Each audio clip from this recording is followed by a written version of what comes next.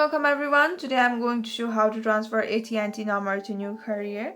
What you can do is firstly get your transfer info. After you get your transfer info, what you can do in this is call port or use the app. Open the My AT&T app, go to your profile, tap settings and select request new PIN, and next log into your AT&T account to your profile and select request new PIN. Secondly, what you can do is find your account number. Your account number is usually at the top of your digital bill.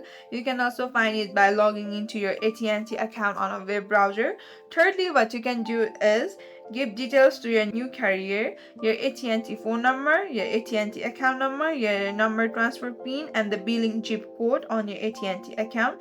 Lastly, what you can do is you can check your status. The transfer can take from a few hours to 3 to 5 days. You can track the progress of your transfer using your new carrier's website or by checking the AT&T Pro status tool.